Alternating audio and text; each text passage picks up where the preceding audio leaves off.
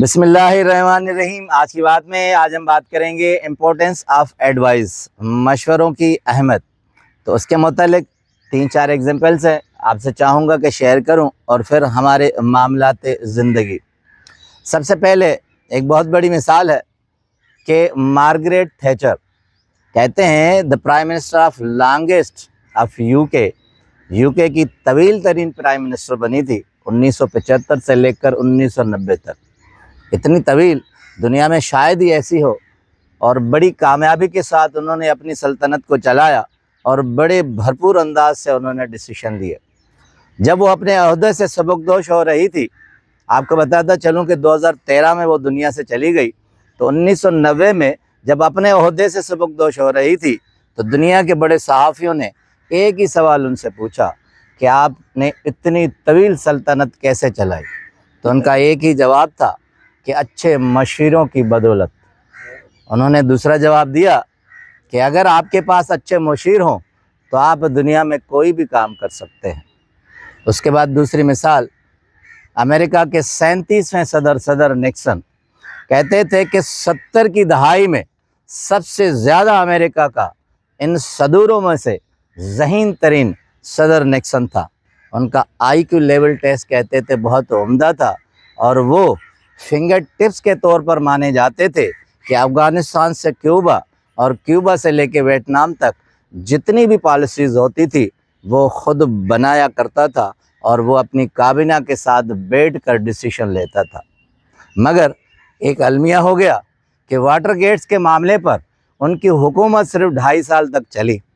اتنا بڑا آئی Q level test کا آدمی اور اتنا ذہین آدمی 2.5 سال کی حکومت کے بعد وہ کتابیں لکھنے پر مامور ہو گیا، اور دنیا کے ایک مانا ہوا رائٹر آیا۔ لیڈرز اس کی بہت مشہور کتاب ہے جس میں ہم کئی سیشن کر چکے ہیں۔ مگر 2.5 سال کے بعد ان سے سوال پوچھا گیا کہ آپ اتنے مضبوط آدمی تھے، آپ اتنے ذہین آدمی تھے، مگر پھر بھی آپ کی حکومت صرف 2.5 سال تک کیوں چلی؟ تو انہوں نے ایک جواب دیا، کہا کہ نا تجربے کار مشیروں کی بدولت۔ کہا کہ اگر آپ کے مشیر جلد باز ہوں اور فیصلہ جو نہ ہو تو آپ کا حشر یہی ہوتا ہے، چاہے آپ کتنے ہی سمجھدار کیوں نہ ہوں۔ اس کے بعد آتے ہیں تیسری مثال پر۔ کنفیوشس کا نام آپ نے سنا ہوگا۔ کہتے ہیں کہ دنیا کے بہت بڑے بادشاہ اور نواب اپنی اولادوں کو ان کے پاس بھیجتے تھے اور ان سے صرف ایک ہی سوال کرتے تھے کہ آپ ان کو اتنا مضبوط بنائیں کہ یہ بادشاہ کی گدی پر بیٹھیں تو یہ مضبوط ہو سکیں۔ اور وہ ان کو ایک ہی جواب دیتا تھا کہ جب بھی آپ اپنی مستند پر بیٹھیں تو آپ جلد بازی مت کریں اور تیز مزاج نہ ہوں، صلح جو بنے۔ جب آپ یہ کام کریں گے تو سب چیزیں آپ کے پاؤں میں پڑی رہ جائیں گی۔ کنفیوشس کا ایک ہی کام تھا، وہ کہتا تھا کہ جب بھی آپ فیصلہ کریں تو کسی اور سے فیصلے کی اپنی سرٹیفائیڈنیس ضرور لیں، اور اس سے لیں جسے آپ سمجھتے ہیں کہ وہ سمجھدار ہو۔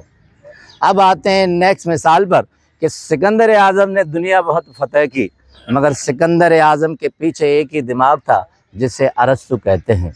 ارسطو نے آخری جب وہ وار لگانے جا رہا تھا تو ارسطو نے سکندر اعظم کو کہا تھا کہ بیٹے تم ان مہم جو جنگوں پر تو جا رہے ہو، مگر ایک چیز ذہن میں ضرور رکھنا کہ جہاں تلوار نکالنے سے پہلے ہی فیصلہ ہو جائے تو تم اپنے ذہن سے کام لینا، تلوار مت چلانا، کیونکہ مسلط ہی دنیا کا سب سے بڑا فاتح چیز ہوتی ہے۔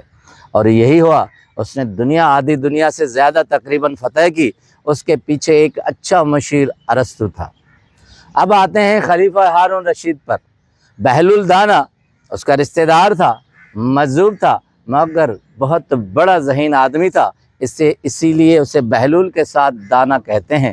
ہم نے بہت سارے سیشن ان پر کیے ہیں۔